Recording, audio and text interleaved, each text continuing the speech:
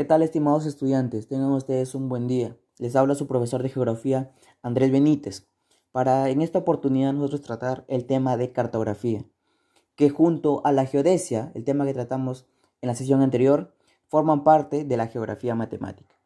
Pero para nosotros poder hablar de cartografía, primero tenemos que empezar a ver cómo es que va a surgir esta ciencia. Entonces nosotros nos damos cuenta que la necesidad de ir haciendo el registro de los tramos recorridos por el hombre en su fase nómada lo obligó a realizar las primeras representaciones del paisaje. Inicialmente se valía de ramas, bases de arena, piedras, entre otras cosas.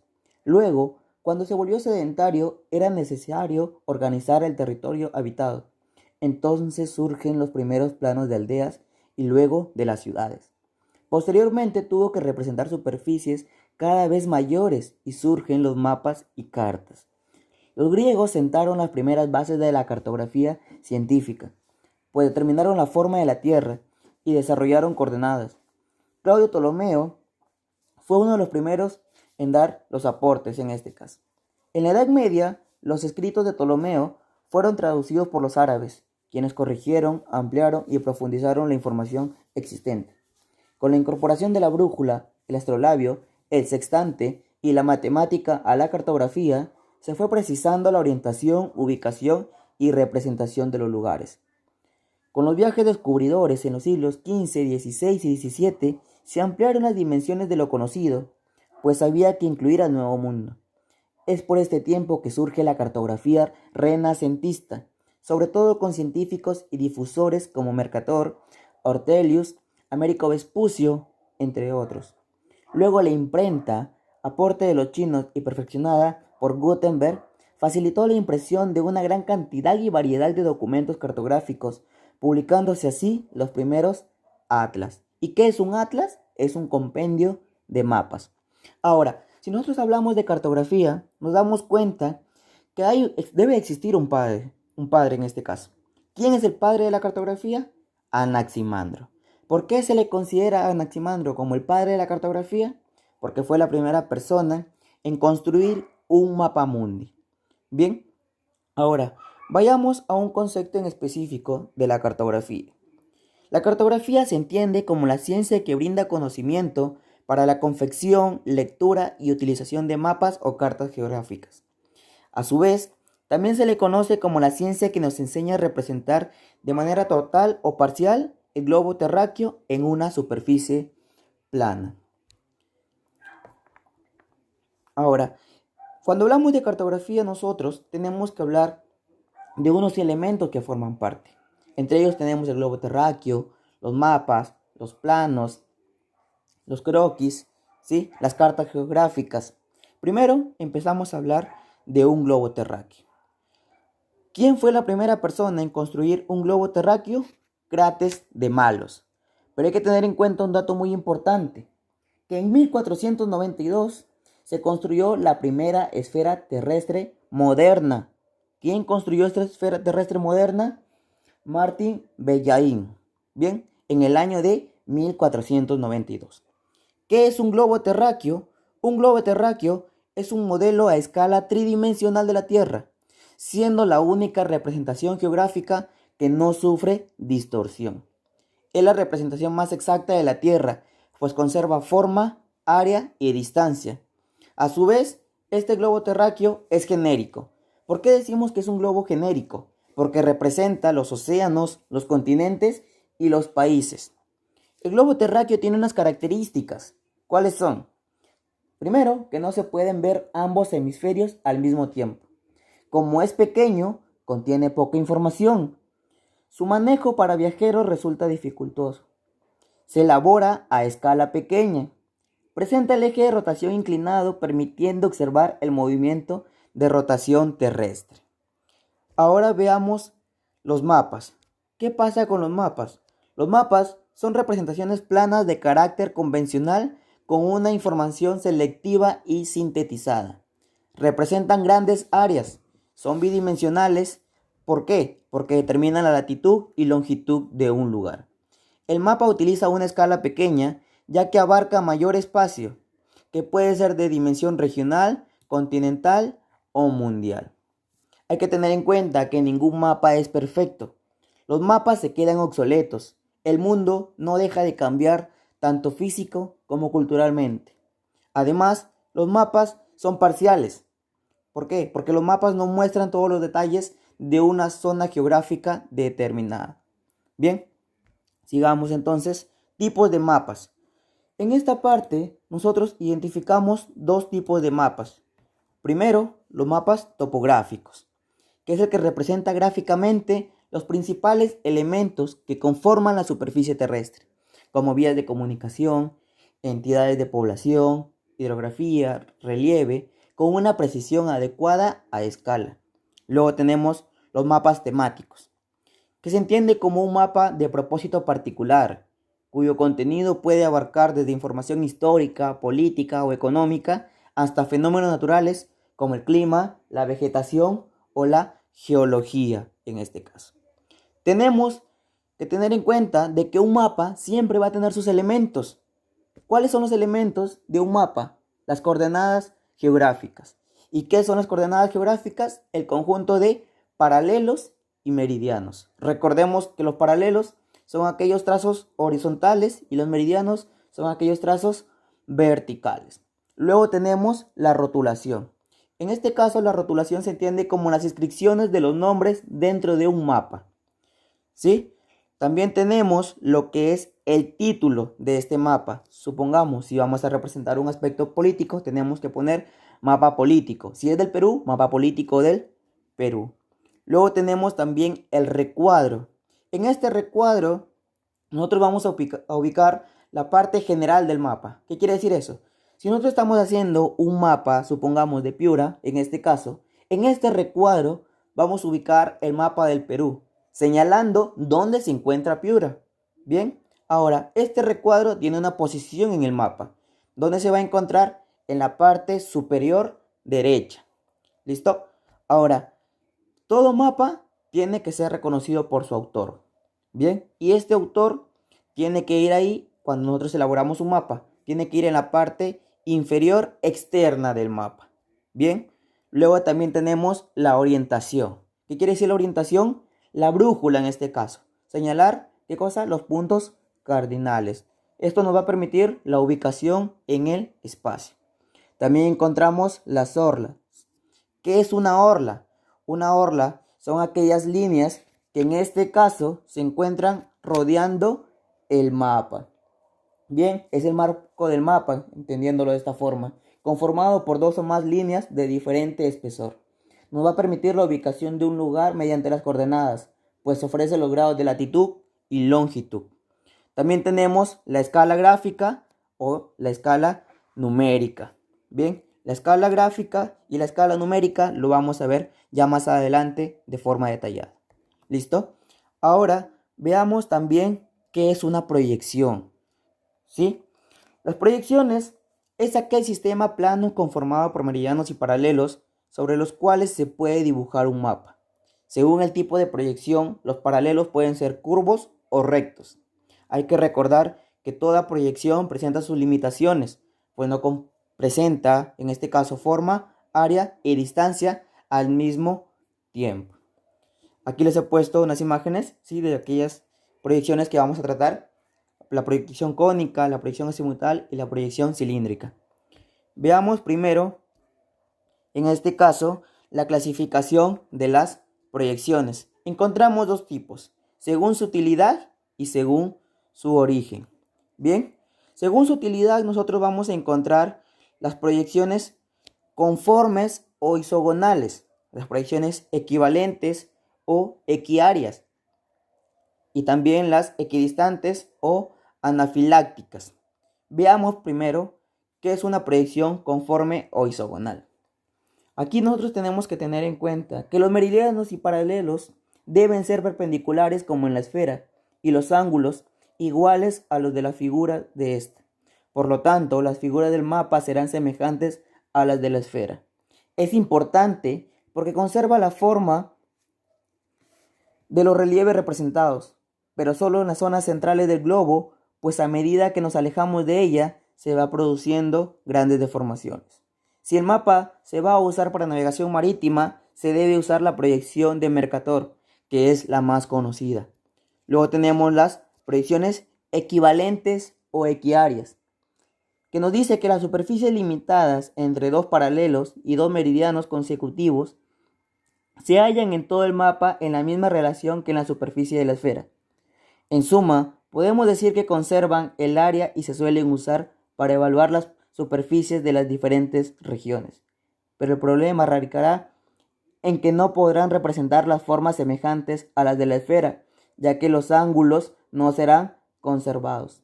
Entre las más conocidas tenemos la proyección de Good, de Lambert y de Albers.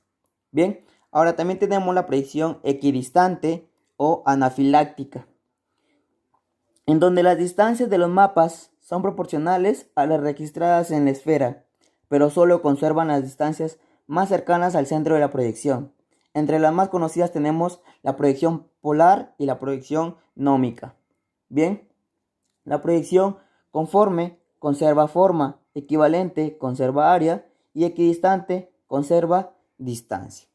Ahora, si hablamos de las proyecciones según su origen, vamos a encontrar proyecciones cilíndricas, proyecciones cónicas y proyecciones azimutales o proyecciones polares en este caso. Vayamos a las proyecciones cilíndricas. ¿Qué es una proyección cilíndrica? En todas las proyecciones cilíndricas, los meridianos y paralelos son rectas perpendiculares como en la esfera. El cilindro envuelve a la Tierra en forma tangente o secante. Esta proyección tiene gran importancia para la navegación marítima. Pero hay que tener en cuenta que esta proyección cilíndrica tiene desventajas. ¿Cuáles son? Que los lugares alejados del ecuador aparecen en dimensiones mayores de las que realmente tienen. El ecuador y todos los paralelos tienen la misma dimensión y los meridianos no se van a unir en los polos. ¿Sí? Aquí tenemos una imagen que nos muestra la proyección de Mercator. Ahí ustedes pueden ver. ¿Sí? Luego tenemos las proyecciones cónicas, que se obtiene al desarrollar un cono que envuelve el globo terrestre y que hace contacto solo con un paralelo, llamado base estándar. Los paralelos son semicírculos y los meridianos radios. Representa una parte de los continentes con exactitud. También tiene desventajas esta proyección cónica. ¿Cuáles son? Que no representa toda la Tierra y que las dimensiones de las superficies que están representadas quedan alteradas en los lugares cercanos al paralelo base o estándar. Bien, aquí podemos ver nosotros la proyección cónica, ¿sí? ¿Por qué en este caso llamamos proyección cónica? Porque se asemeja en este caso a un cono, se proyecta sobre un cono. Ahora, las proyecciones azimutales o polares utiliza un plano tangente a la esfera terrestre, es decir, se logra por la transferencia de las coordenadas sobre su horizonte. Distorsiona las formas conforme se aleja de la zona central. Las proyecciones azimutales pueden ser polar, ecuatorial, globular. Los meridianos están representados por rectas que cruzan por el polo y los paralelos son círculos concéntricos. También tienen unas desventajas, que las regiones alejadas del polo que se proyecta presenta deformaciones. Ahí nosotros podemos ver una imagen de las proyecciones azimutales proyectadas sobre un plano en este caso. Bien, ahora vayamos a la proyección de Moll-Wade. ¿Qué pasa con esta proyección? Fue popularizada en 1805 por Babinet y presenta las siguientes características. Sus meridianos son elipses. El meridiano central y los paralelos son los únicos que se presentan como líneas rectas. El ecuador terrestre tiene el doble de longitud que el meridiano central. Se observan todos los continentes, incluidos los polos, aunque de manera parcial, ¿sí? Las zonas centrales tienen gran exactitud. Los paralelos tienen separación equivalente. Es una proyección equivalente. ¿Qué quiere decir? Que conserva la superficie. Aquí les he puesto una imagen de la proyección de Moll-Wade. Bien, ahora vayamos a la proyección homalosenoidal de Good. ¿Qué es lo que pasa? Esta proyección representa la superficie de la Tierra sobre una elipse dividida en varios segmentos. Las dimensiones y formas de los continentes aparecen con gran exactitud. En cambio, pierden continuidad las áreas oceánicas y se deforman enormemente. Es conocida como proyección interrumpida. Los meridianos son líneas sinusoidales. Los paralelos son rectas y horizontales. Hasta los 40 grados de latitud usan la proyección sinusoidal. Después de los 40 grados latitud, usan la proyección de Mollwehr. Trazan meridianos centrales correspondientes a los distintos continentes para lograr con exactitud, y para ello tienen que suprimir áreas oceánicas. Bien, aquí podemos apreciar la imagen de la proyección homalocenoidal de Guth. Ahora vayamos a las escalas. ¿Qué pasa con las escalas? La escala de un mapa define la relación entre la distancia medida sobre el mapa y la distancia correspondiente a la realidad. La escala expresa una proporción indicando las veces que se ha reducido el terreno en el mapa. Con la proporción indica cuántas veces ha sido reducido en el mapa dicho territorio. Se clasifica en escalas grandes, escalas medianas y escalas pequeñas. Dos tipos que les mencionaba hace un momento, la escala gráfica y la escala numérica. Bien, ahora vayamos a ver primero la escala gráfica o también llamada escala de barras.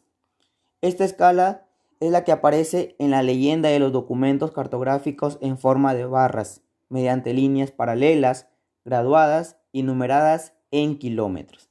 Aquí les he puesto las imágenes, como ustedes pueden ver, escala gráfica o escala de barra.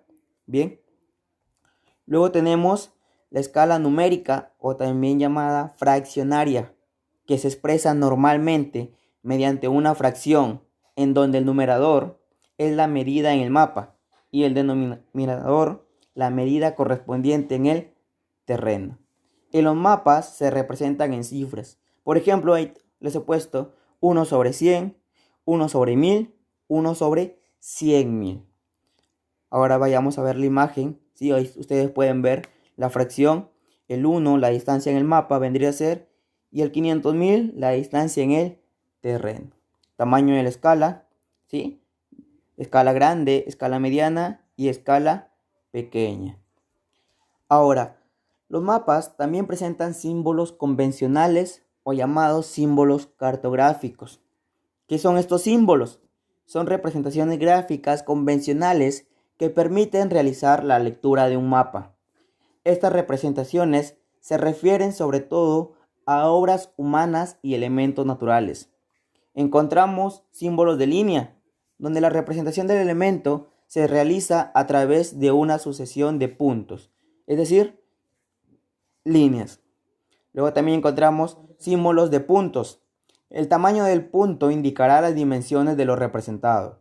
Pueden emplearse formas geométricas, literales o pictóricas. Y también símbolos de área. Son los llamados símbolos de extensión y permiten caracterizar o diferenciar las superficies. Aquí nosotros podemos apreciar, ¿sí?, los símbolos que les decía hace un momento, símbolos de línea, símbolos de punto y símbolos de área. Pero también hay que tener en cuenta que estos símbolos tienen un color en específico. Por ejemplo, el color negro se aplica para límites, carreteras. El color azul para representar las aguas. El color verde para representar la vegetación. El color sepia para representar la costa. El color pardo para representar montañas y continentes. El color amarillo para representar las sequías. El color rojo para representar el calor. El anaranjado que representa los desiertos calientes. El violeta, las regiones ecuatoriales. Y el verde, las regiones templadas. Ahora, vayamos a encontrar una diferencia entre lo que es planisferio, mapamundi, atlas y el plano. Empezamos. ¿Qué es un planisferio? Un planisferio es una representación de casi toda la Tierra en un sistema plano. Presenta considerables distorsiones. Un mapamundi representa a casi toda la Tierra en dos hemisferios y tiene menor deformación que el planisferio. El atlas es una colección o compilación de mapas temáticos de un país, continente o del mundo. El plano son representaciones lineales de áreas muy pequeñas, como distritos, localidades, viviendas, etc. Ahora, aquí les he puesto la representación de un cuadro comparativo de las principales representaciones.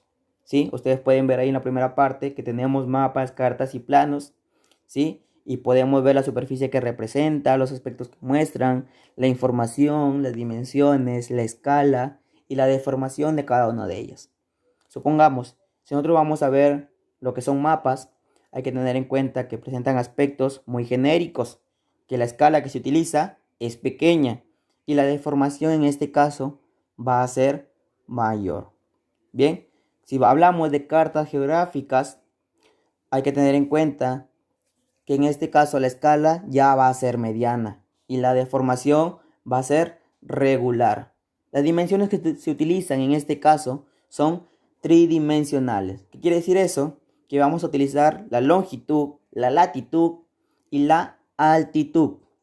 Bien, ahora, si nosotros vamos a ver lo que son planos, hay que tener en cuenta de que estas dimensiones solamente se emplea en este caso lo que es la longitud y la latitud. La escala ya va a ser un poco más grande y la deformación va a ser menor. Bien, muchachos, hasta aquí sería todo lo que representa la clase, pero ahora les voy a hablar de lo que viene a ser la tarea. Como ustedes ya saben, la tarea se encuentra subida en la plataforma de Educay y tienen un plazo máximo de 7 días. Cualquier duda o inquietud que ustedes presenten, pueden hablarme mediante la plataforma al correo mbenitez@colegioseltriunfo.edu.p y también tener en consideración el horario de atención. ¿Cuál es el horario de atención que aplica para primer año de secundaria? Los días miércoles de 10 de la mañana a 12 del mediodía. ¿Sí? Cualquier duda e inquietud, no dudes en hablarme, que yo estaré para atenderte. Bueno, por último, decirte que sigas las recomendaciones que nos está dando el Estado. Recuerda siempre lavarte las manos. No salgas de casa. Si llegas en un momento a necesitar algo, pídeselo a mamá, pídeselo a papá. ¿Sí?